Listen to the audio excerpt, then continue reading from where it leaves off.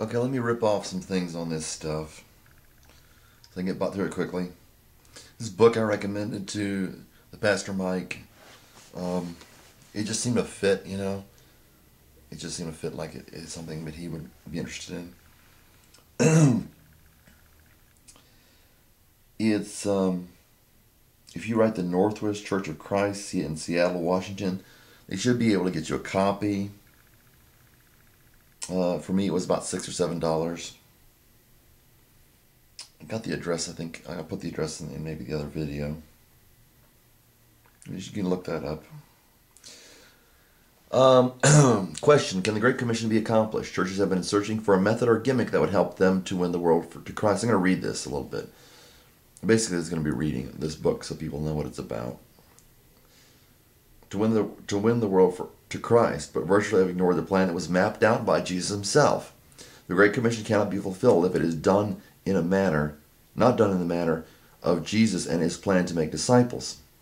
Milton Jones discusses in this book not only what it means to be a disciple, but it also gives helpful information on how to imitate Jesus' strategy of preparing a nucleus of disciples who would equip others to multiply all over the world. It's a very concise book.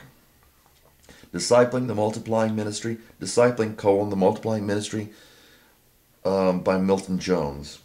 So that's what that was. And it's got a poem by Helen Cromer in the front of it. One man awake awakens another. The second awakens his next door brother. The three awake can rouse a town by turning the whole place upside down. We had this in junior high. It takes on new meaning according to this book. And in religion. The many awake can make such a fuss. It finally awakens the rest of us. One man up with dawn in his eyes multiplies. So, it starts out, first chapter. Ever since Jesus made those striking words to go, therefore, and baptize, they'll go therefore and make disciples of all nations, baptizing them in the name of the Father and the Son and the Holy Spirit, Matthew 28:19, Christians have been perplexed with the problem of how to fulfill this commandment. Many have counted the charge an impossibility, and others obviously have not been doing it. He talks about something like before chapter 5, maybe it's chapter 3. Before chapter 5, or maybe it was in chapter 5. Where was that? I think it was before chapter 5, or maybe around chapter 5. He's talking about, Jesus said, if you want the world to know that you're my disciples, if you want to raise a big stink, and a city on a hill cannot be hidden, then love one another. They'll know you're my disciples if you love one another. And Jesus made it clear, or Paul made it clear, that's not the characteristic of the world. The world does not love one another. And if you meet anybody, let direct this to Christians, okay? So people who are supposed to be Christians are supposed to be committed to this stuff, and I don't want anybody. I don't know. I don't want to hurt people's feelings, especially if they're not Christians. But do you need a knock on your head? You mean to come over there and knock you on your head? Sheesh. The world does not love you, and the world cannot love you. It's not their way. Okay. So he says, that's how you want to get the word out. You got to love one another, and the word will get out. Because that's a natural process, and it's just going to overflow. So,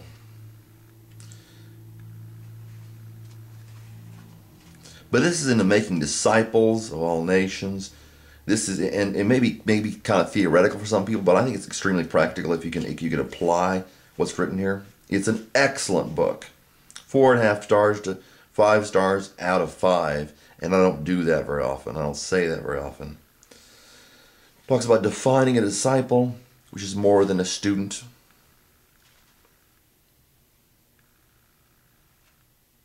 And then it talks about the geometric, in chapter 4, geometric versus arithmetic progression. That it's kind of like a disease Jesus likened it to yeast, where you put that in the dough and it'll start, mix the dough around and it'll start spreading throughout the dough. It'll leaven the whole lump. You got to mix it in. You got to put the yeast in with the flour and it'll mix in. So the idea is you start out with somebody here and then you maybe convert 2 people. And those 2 people convert 2 people. Now you got 4 people. Those 4 people convert 2 people. Now you got 8 people. Those 8 people convert 2 people. Now you got 16 people. Instead of having, let's see, 2, 4, 8, 16, instead of you making 4 disciples that aren't taught very well, the point is to teach them well so they'll be able to make new disciples. There was one quote from somebody in here that said, "That's when I feel I'm successful, not when I make disciples, but when my disciples make disciples." And if you want to evangelize, that I mentioned it to the pastor Mike before. I did a response video to one of his things, and I just didn't, it didn't cross my mind, this book and what it's in, this idea. But if you want to make disciples, that is the way to do it. You love one another, and through that love is the discipleship. So, that's what I say. And that manifests itself in different ways. But you love your brother. You empower him to love himself, to love his brothers. Then he loves people outside. And it's not that it's lickety-split. For Jesus, it took about 3.5 years for them to get what he was saying, for them to understand it, for them to be able to teach others. You have to be patient, but it's geometric versus arithmetic progression. We want geometric progression in this book, The Multiplying Ministry. Chapter 4 is named after the title of the book. It says, "The Discipling Multiplying Ministry." The Multiplying Ministry is chapter 4. Subtitle, Geometric versus Arithmetic Progression. So, we got some pictures here. So people like pictures. You like picture books? Oh boy. It's a good book. It's simple, and it's direct, and it's not, copious. You've got right here, first generation of conversions. It says right here. I'll go here. And the things you have heard me say in the presence of many witnesses, entrust to reliable men who will be qualified, who will also be qualified to teach others. 2 Timothy 2:2 NIV.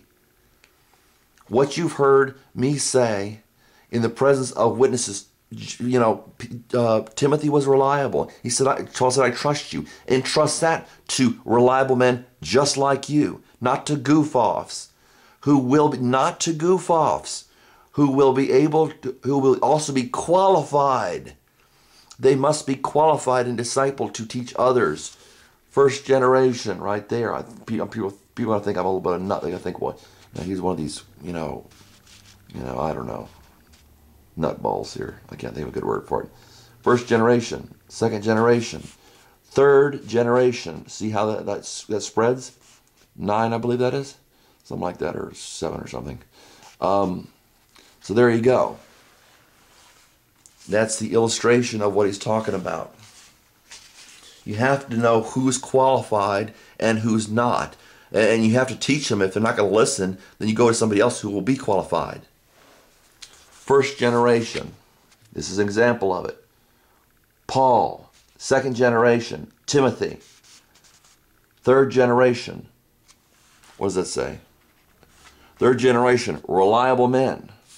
Fourth generation. Says right here. Others. Illustration 2. The multiplying effect of Timothy 2:2. I believe this is Jesus, Peter. Peter taught others. Jesus taught James and John, who did others. Paul. Here's Paul. Timothy taught others. Here's Paul in the center. Paul in the center. Is that viewable? Paul in the center. Paul taught Timothy. Paul taught Luke. Paul taught Titus and all these people are making disciples. You got to have reliable men. And you've got to have people who are qualified.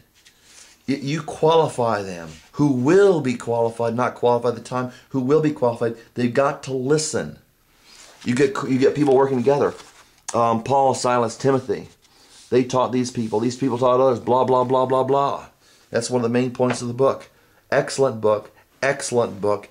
Excellent book. If you're serious about multiplying ministry. Discipling, the multiplying ministry. Milton Jones, out of print. Get in contact with me if you have trouble finding it. God bless you.